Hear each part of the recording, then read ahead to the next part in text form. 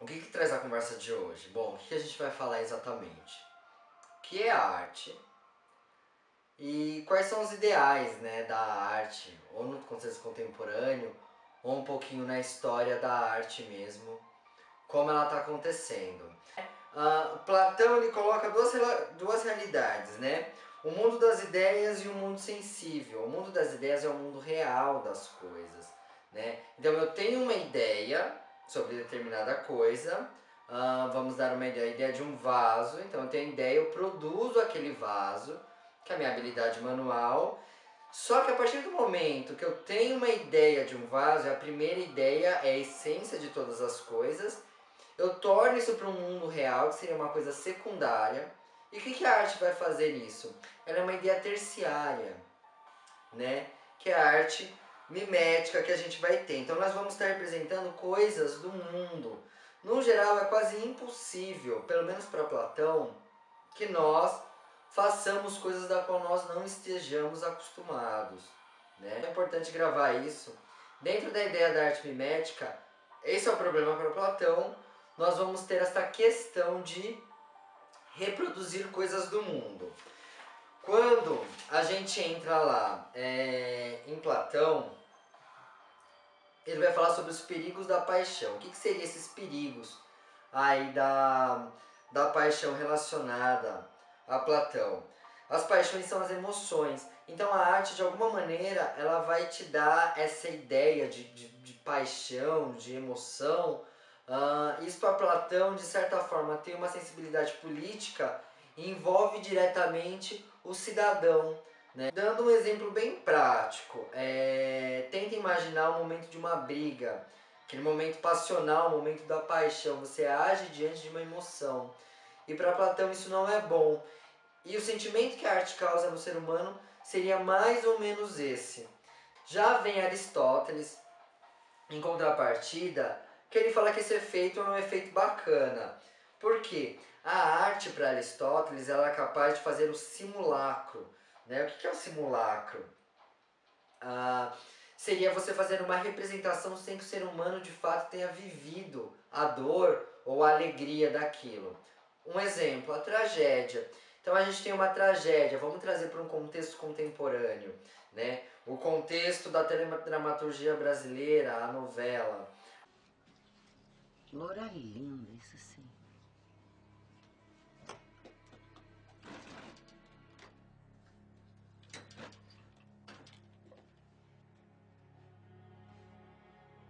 Linda.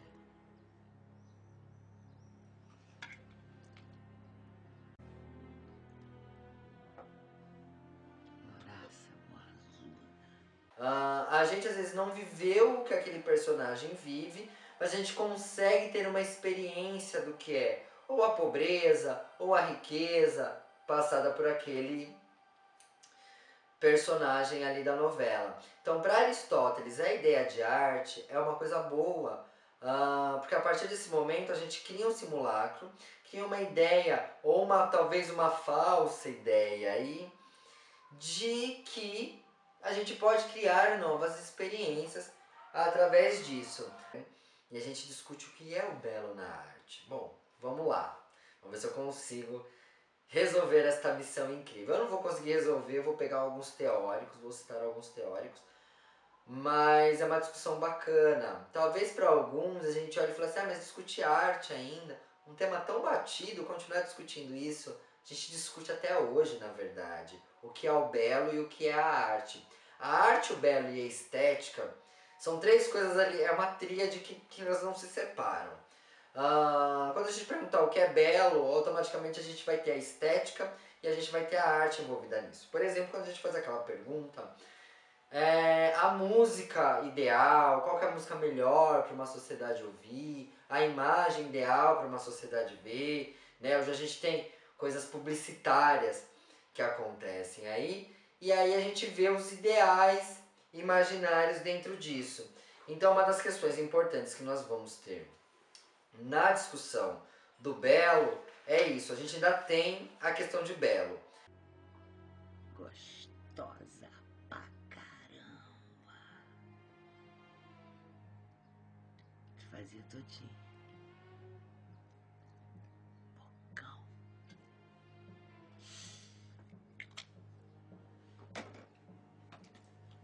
pegar Hume, né? O que Hume fala a respeito da arte?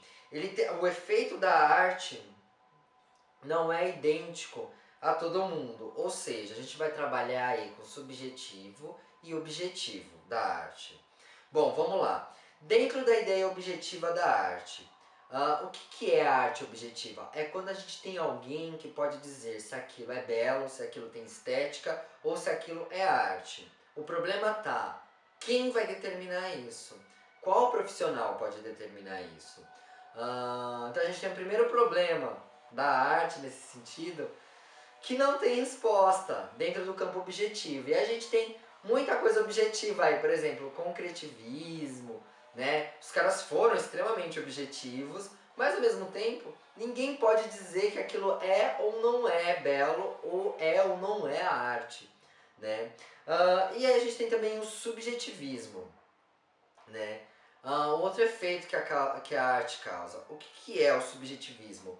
É tudo aquilo que eu aprendo. Então, tudo aquilo que eu aprendi, que eu coloquei dentro de mim, em questão política, social, religiosa ou não religiosa, eu vou externalizar aquele sentimento a partir do momento que eu vejo a obra de arte. Ela vai dialogar comigo de alguma maneira. A emanação da beleza. O que é essa emanação da beleza? Pelo menos na minha concepção, estudando um pouco alguns teóricos, alguns filósofos. A emanação da beleza, ela vai te dizer o seguinte: a partir do que eu tenho, né, eu, Robson, eu criei um repertório cultural meu, envolvido numa cultura, numa sociedade, dentro de princípios políticos, religiosos, um conteúdo imagético mesmo, um conteúdo imaginário das situações. Eu tenho meu repertório. Bom, a partir de tudo aquilo que eu emito de opinião, que eu converso com você, por exemplo, a partir desse contexto, tudo que eu falo e você absorve, você cria um ideal de beleza. Esse ideal de beleza entre um ser humano e outro, eu costumo chamar isso de paixão. Então, a partir do meu conteúdo, né, meu conteúdo intelectual, meu conteúdo histórico, tudo que eu vou te dizer agora, se você absorve isso, isso tem uma significância, né, tem algum significado íntimo, de foro íntimo para você, você se apaixona por mim, pela minha figura, pela minha imagem, né, enquanto tudo que eu estou te dizendo aqui.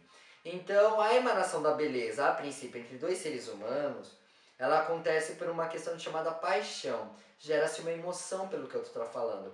E aí vem aquela ideia do amor platônico, né? Aquela coisa linda que nós temos, né? Que não é nada agradável, porque é um amor ideal. Então tudo que eu falo é o ideal que você escute, mas não é de fato eu, né? Esse não sou eu, é só uma representação do Robson enquanto ele diz algumas coisas. Mas quando a gente fala em arte, parece que acontece uma coisa muito legal. Que é o quê?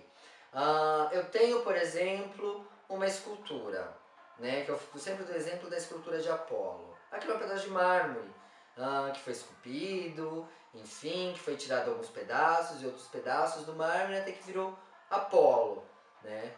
A partir de Apolo, quando eu tenho um repertório meu, eu, Robson, eu entendo que é história grega, eu olho para aquilo cria uma coisa chamada em mim experiência estética. A partir da experiência estética que eu tenho com Apolo, eu me apaixono por aquilo, né? Eu vejo aquilo porque eu tenho um repertório que condiz com aquilo. Só que a gente não se apaixona pela obra de arte porque ela não dialoga com a gente, né? Ela até dialoga, mas no sentido mais frio da palavra, ela é só uma escultura fria, um pedaço de pedra. Então, a partir do momento que eu tenho repertório, aquilo bate na obra de arte e aquilo volta para mim. Então, tem uma coisa chamada experiência estética, a experiência do belo, né? Então, era um adendo que eu queria fazer sobre alguns pensamentos que eu tenho referente a isso. Voltando à ideia de Hume, né? O efeito da arte não é idêntico a todo ser humano. E é fato, ele não é idêntico, porque cada um tem o seu repertório. É o que eu acabei de falar agora. Talvez um leigo em arte, alguém que não estudou história, Apolo em mármore vai ter um efeito totalmente diferente daquele que estudou, né? A experiência estética, ela vai acontecer de forma muito diferente. Dentro de Hume, para Kant, né? Kant já é um pouquinho diferente, porque ele pega uma característica subjetiva, que é a ideia de Hume, né? Mas existe um padrão de comportamento. Enquanto para Hume acontecia a total subjetividade da arte, cada ser humano vê de um jeito, para Kant ele ainda coloca um pouco de padrão em comportamento humano, como por exemplo o medo, a alegria, o desespero, o amor. Como no geral a gente vê algumas imagens, elas são universais, como por exemplo aquele coraçãozinho que nós temos, né? Então aquele coração, que é a ideia dos dois corações juntos, costurados um no outro, ele tem uma ideia de amor. Então, independente de quem veja aquilo, no ideal imaginário de cada pessoa, entende-se aquilo como amor, né? Então, indo de um jeito bem mais simples de falar a questão da arte. Isso acontece para Kant, né? Já com Hegel, ele defende um outro ponto, que é um ponto um pouco perdido da arte, mas eu acho fantástico. E é fantástico porque requer estudo para você entender, e fantástico por um outro lado, porque a arte ela tem o chamado horizonte temporal. O que acontece? A arte ela dialoga com o seu tempo. A ideia da arte contemporânea. Toda a arte, quando produzida em seu tempo, ela foi contemporânea. Então ela teve um tipo de diálogo muito mais surpreendente, como por exemplo as catedrais góticas. Então a gente tem lá a Idade Média, a construção das catedrais. Então a gente tinha antes a igreja românica, aquela igreja robusta, aquela igreja pesada, paredes escuras dentro da igreja, com pouca ornamentação, até as esculturas mais presas, né, na parede. E quando chega o período gótico, que você tem os arcos botantes, que você tem os vitrais, aquela luz dentro, aquilo pro contexto do fiel era muito mais forte, tinha muito mais diálogo. Hoje pra gente não, a gente tem outras mídias, a gente tem outra maneira de pesquisar arte, né? Então, eu acho que a ideia de Hegel na questão do temporal, do horizonte temporal na arte, é fantástica, mas por isso que é importante o estudo da história da arte, porque o estudo da história da arte, não só o contexto da arte em si, mas da política envolvida naquele momento, da questão social envolvida também naquele momento, vai mudar muitas coisas aí, né? Essas são as principais ideias de Hegel. Ainda pegando a ideia de Hegel, dando mais um exemplo, para ficar um pouquinho mais claro, por exemplo, Vênus de Willendorf, né? Vamos dar uma olhada agora aqui na Vênus de Willendorf, ok? Uma mulher com umas ancas extremamente mais largas, em torno ali dos seus 30, 20 centímetros, era praticamente uma muleta essa Vênus, ela tinha um ideal, um padrão de beleza. Vamos para a Vênus de Botticelli. Dentro da Vênus de Botticelli, a gente já vai ter um outro tipo de modelo que sai de dentro de uma concha, ela é recepcionada, continua dentro do padrão de Vênus, mas cada uma responde a um padrão de um ideal imaginário. A mulher de ancas largas de Lendorf, ela quer dizer a mulher pronta para a fertilidade, enquanto a Vênus de Botticelli é o ideal da mulher perfeita. Quando a gente chega em alguma imagem hoje do contemporâneo nosso, de algum modelo, no geral, andando em passarela, a gente tem o ideal também da Vênus, né? Essa Vênus, a ideia da mulher dentro da arte. Enfim, vamos falar agora da ideologia de cultura de massa. O que é isso? Bom,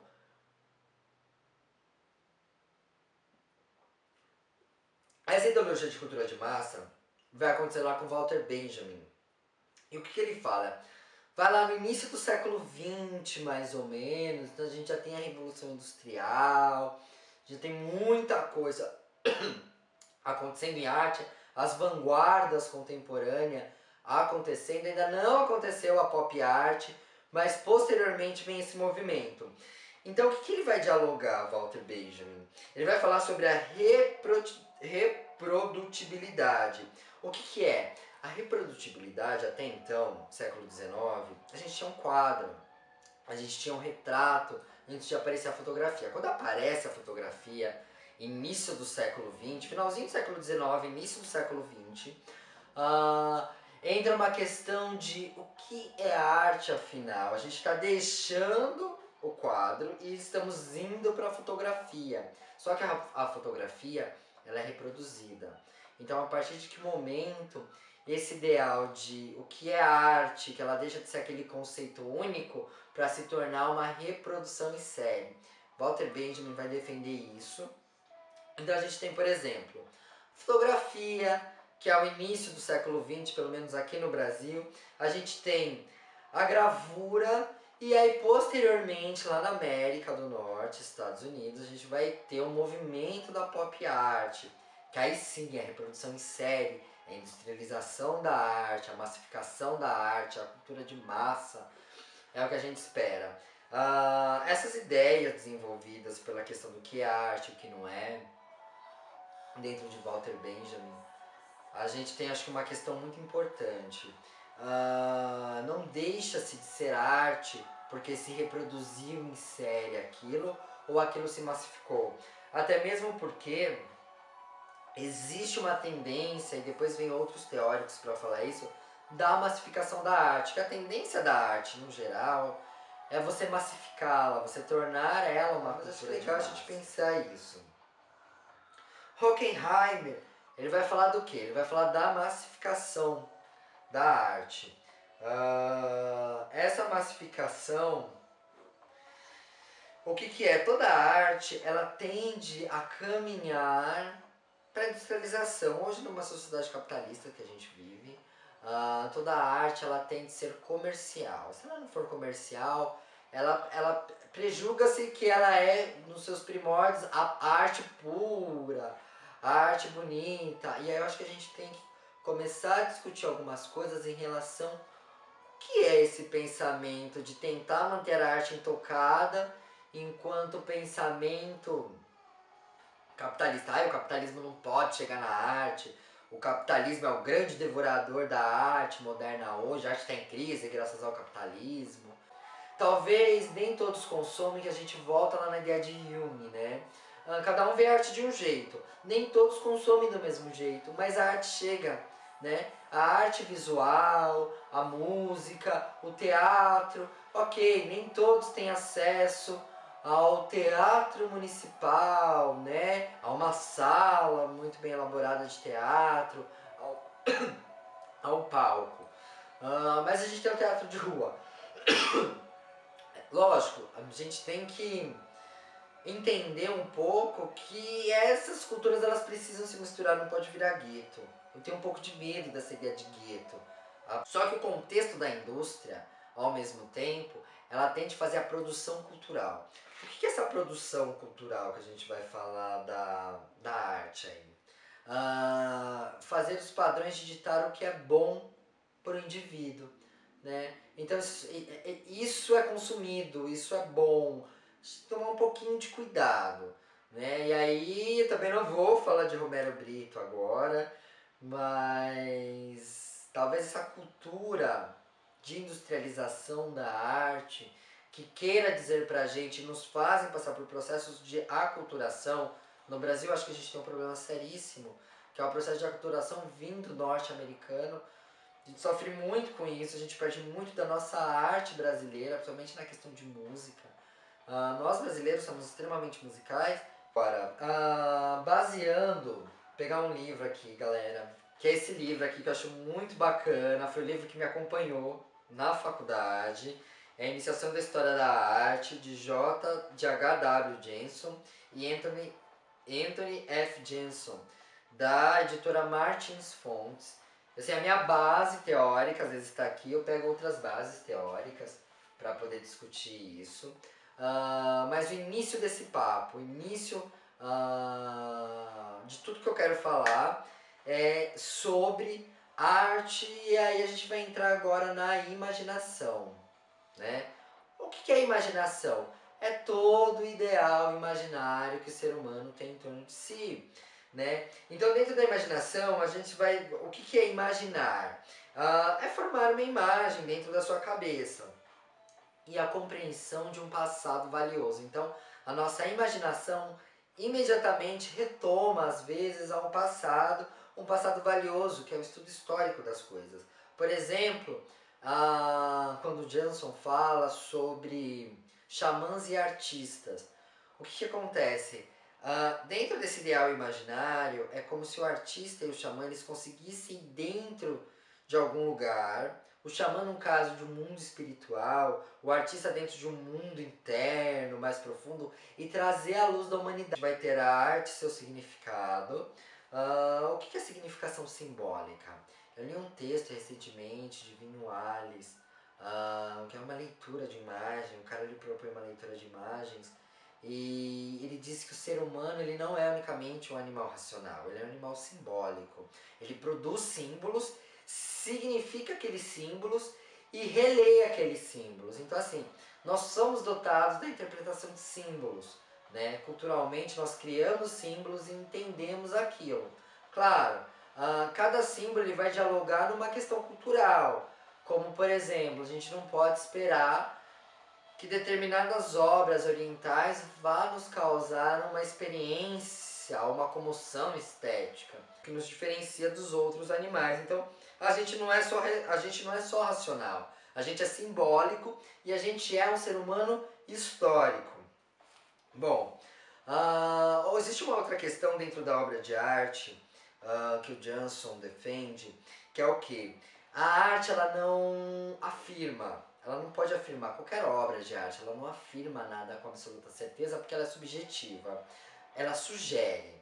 E a partir do repertório do outro, do espectador, vai existir aí um diálogo interno. Então nunca uma obra de arte ela vai sugerir com determinado sentido algo. Até mesmo se ela sugerir, ela já não vai ser arte, ela vai ser um artigo científico. A criatividade é um salto da imaginação, como costuma dizer Jansson, né? O que é esse salto da imaginação? É algo simples, é original, né? Originalidade, nem tudo que a gente produzir perfeitamente, por exemplo, a gente tem uma questão do hiperrealismo na pintura, ou realismo na pintura, que é você pegar uma imagem, vamos colocar uma imagem, aquilo a gente vai poder chamar de arte. Lógico, a destreza, enfim, a técnica do artista é indiscutível, mas chamar de arte mover um pensamento é algo muito diferente. Uma imagem que eu quero colocar para vocês verem é a cabeça de touro de Picasso, como vocês estão vendo.